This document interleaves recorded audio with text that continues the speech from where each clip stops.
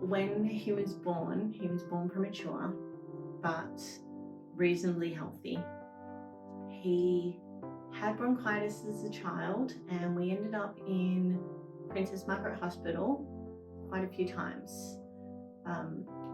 Once he turned 2, they diagnosed him as an asthmatic. Even though he's an asthmatic, he was extremely active. He played a lot of sports, including football, taekwondo. He played cricket, and he also did cheerleading, which I love to tell everyone just to embarrass him, which he did for his other sibling because his other sibling wanted to be a cheerleader and they were too shy. Christopher was in and out of Princess Margaret Hospital with asthma, but we didn't realise how bad it was because he was so active. When he was around about 8 or 9, he started having seizures. These seizures were because the oxygen wasn't getting to his brain from the asthma. Around about 3 months before Christopher passed, we were in the car, which is where I do most of my important conversations with the kids, because at 80 kilometers an hour, they can't jump out. I had a conversation about organ donation. I was going into hospital and I wanted to make sure that Christopher, being the man of the house, knew my wishes. I told Christopher that I wanted to be an organ donor, and he asked me why I wanted to be an organ donor. After I explained all this, Christopher turned to me and said that he wanted to be an organ donor. Of course, I turned around to him and said, "Don't worry about that. Only the good die young. You're going to live a long, healthy life." 3 months later, Christopher had another one of these seizures. I started CPR.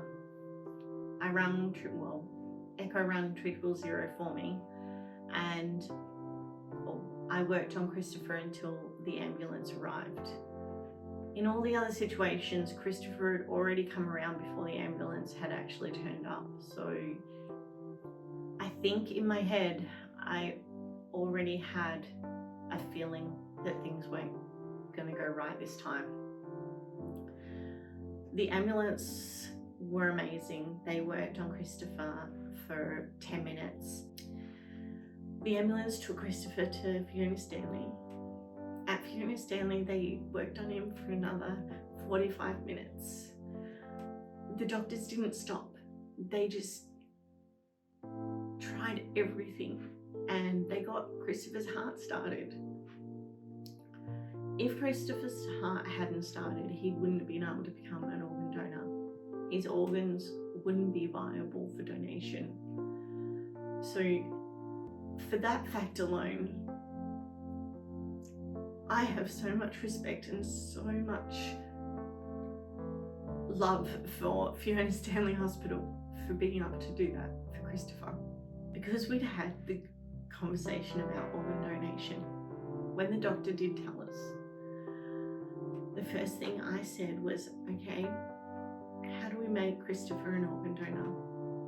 This is what Christopher wanted, and I want to make sure that his last wish is granted. And he was able to donate his organs. He ended up donating his heart to a little 3-year-old boy, his liver, his kidneys, his corneas, and they are all doing well. Donate Life lets me know each year how they're doing, and and it's just an incredible experience and an amazing experience out of something that's so sad.